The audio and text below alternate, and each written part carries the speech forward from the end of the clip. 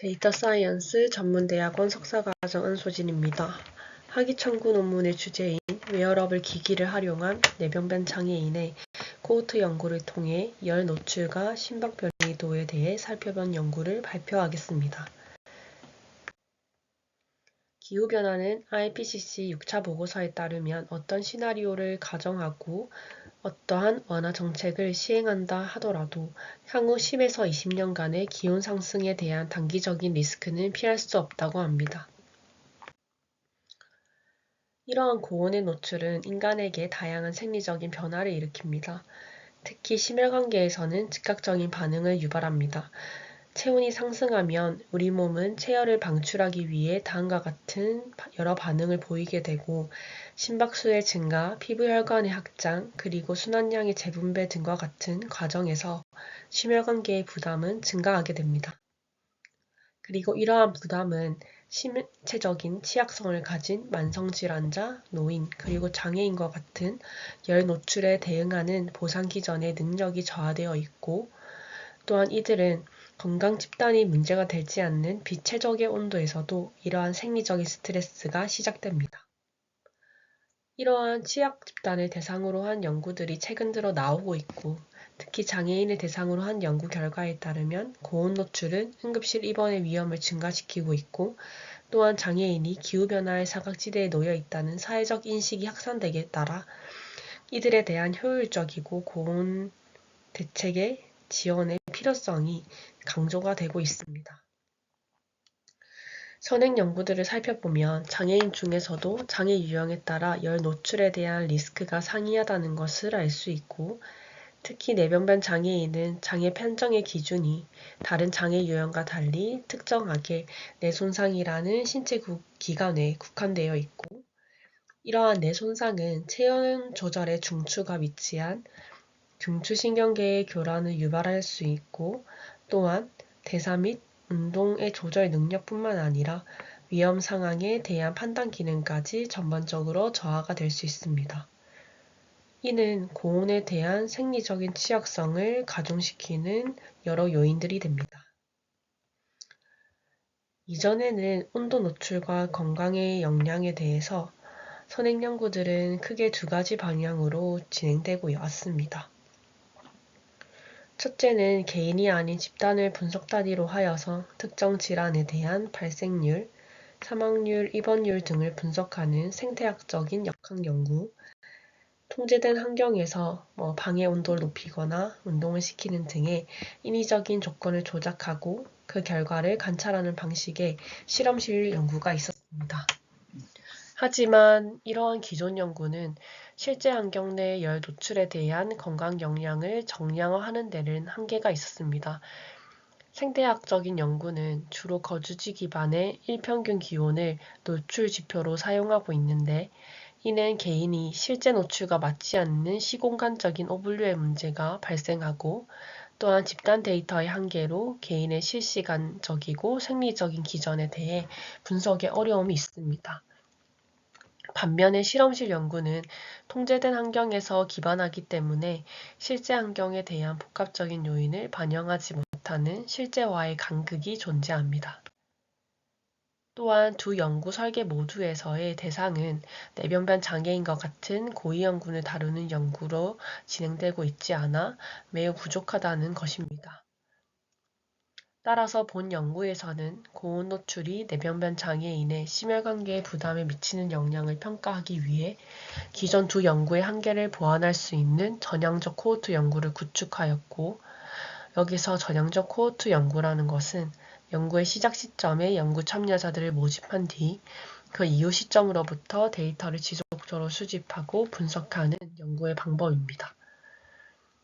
연구 기간은 보시는 바와 같이 2025년 7월에서 8월간의 데이터를 사용하였고 연구 대상은 부산 뇌병변 복지관에 등록된 뇌병변 장애인 40명 그리고 그들이 착용한 웨어러블 워치를 통해 생체 신호를 받고 기데이라는 어플을 설치를 통해 위치 기반에 대한 실시간 온도 데이터를 연동한 데이터를 수집하였습니다. 본 연구의 온도 자료는 찰리안 2A라는 위성 자료를 사용하였고, 공간 해상도는 약 2km/2km, 그리고 시간 해상도는 10분이라는 높은 해상도를 가지고 있습니다. 특히 사람의 실제 노출을 반영할 수 있는 대리지표로 가장 하층의 온도 데이터를 추출하고 분석에 사용하였습니다. 본 연구에서는 웨어러블 기기를 활용해서 다음과 같은 여러 변수의 데이터를 수집하였습니다. 이는 PPG라는 강용적 매파 센서를 통한 데이터와 기기에 내장된 가속도계를 통해 측정된 데이터로 구성됩니다. 이 수집된 웨어러블 데이터 중에서 저희가 사용한 주요 분석 지표인 심혈관계의 부담 관련 지표를 얻기 위해 다음과 같은 RR 간격의 데이터를 활용합니다. RR 간격이라는 것은 심전도 파형에서 심장 박동 간의 가장 뾰족한 산과 같이 보이는 저기 R이라는 꼭지점, 그리고 그 다음 R이라는 꼭지점 사이의 시간 간격을 밀리초 단위로 수집한 데이터입니다. 심박 변이도는 바로 이러한 RR 간격의 불규칙한 정도, 즉 변동성을 분석하는 대표적인 지표이며, 오른쪽 그림과 같이 심박 박동이 규칙적일 때보다는 불규칙적인 변화들이 생길 때 증가합니다. 이러한 RR 간격의 데이터는 1900년대 생리적 기전 연구를 기점으로 하여 심혈관계 및 자율신경계의 반응을 평가하는 주요 지표 산출 계산을 위한 요소로 사용되어 왔고, 본 연구에서는 이 중 대표적인 시간 영역의 심혈관계 부담 및 자율신경계에 대한 반응을 나타내는 지표로 RMSSD, SDNN, PNN50을 산출하고 분석에 활용했습니다. 이러한 심박 변이도에 대한 식을 토대로 조금 더 직관적으로 바라보면 RMSSD는 연속된 두 박동 간의 차이를 담아내기에 단기적인 시간축을 고려하며 시간적인 급성 스트레스의 대응 능력을 나타냅니다. SDNN은 측정 기간 동안 전체 RR 간격의 기저를 기준으로 한 변동의 수준을 측정합니다. 그래서 전체적인 심장의 유연성 및 조금 더 장기적인 자율신경계의 활동 수준을 대변하고, PNN50은 연속적인 RR 간격의 차이가 50ms 이상인 비율로 이 급격한 변동의 빈도를 통해 안정화 정도를 살펴봅니다. 조금 더 간단하게 해당 지표들이 감소하면 이러한 신체적 스트레스가 증가하는 양상으로 가진다라고 보시면 될 것 같습니다. 다음은 평가 변수들의 연속적인 일주기적 변동 패턴을 나타내는 결과입니다. HRV 지표에서 일주기 변동 패턴은 확인되었는데요.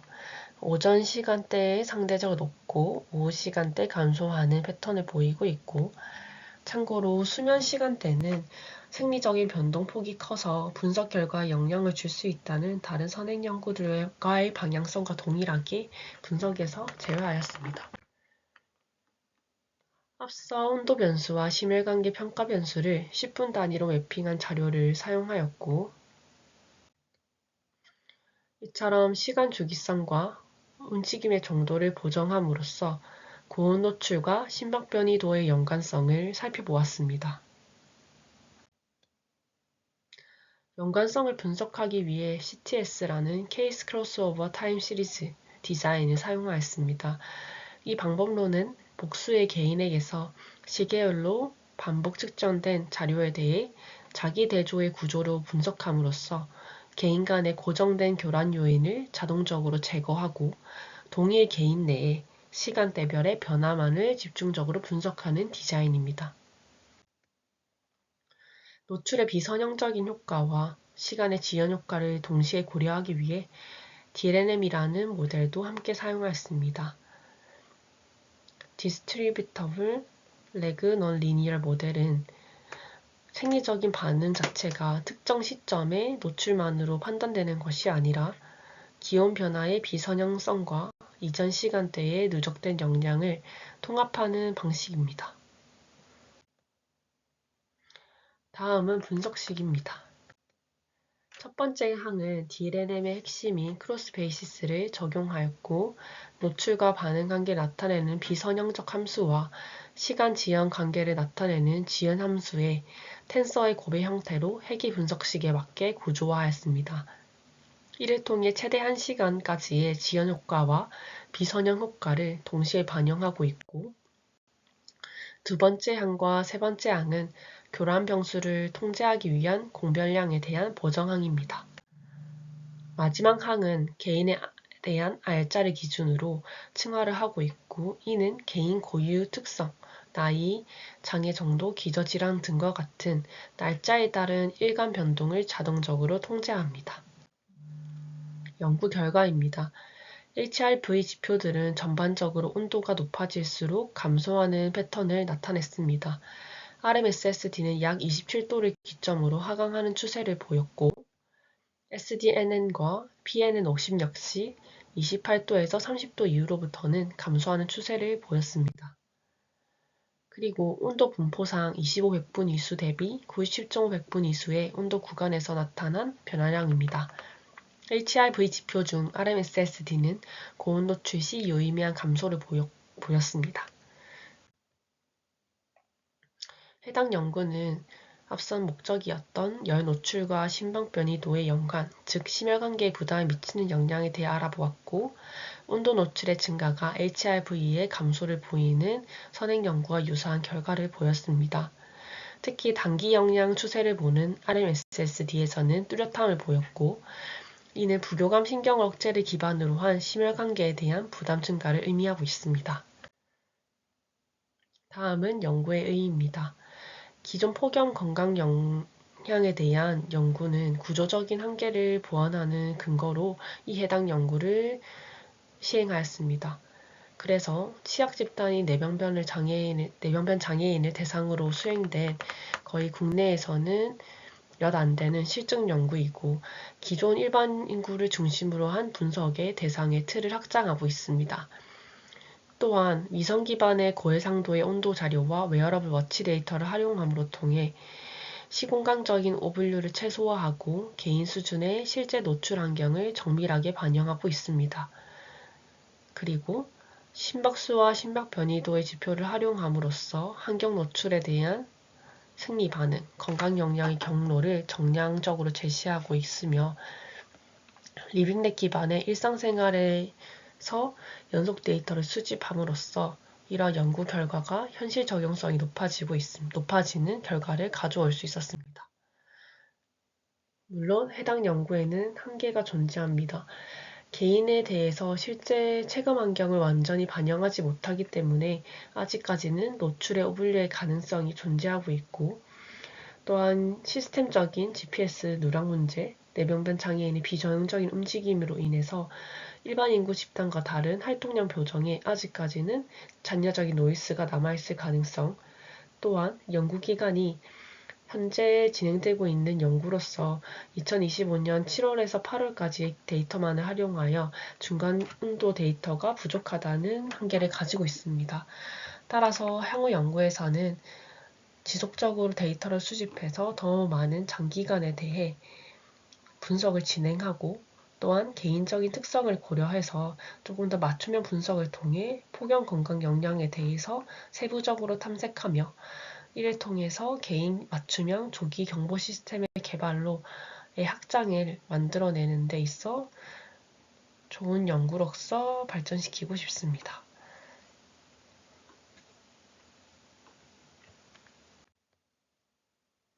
이상입니다. 발표를 들어주셔서 감사합니다.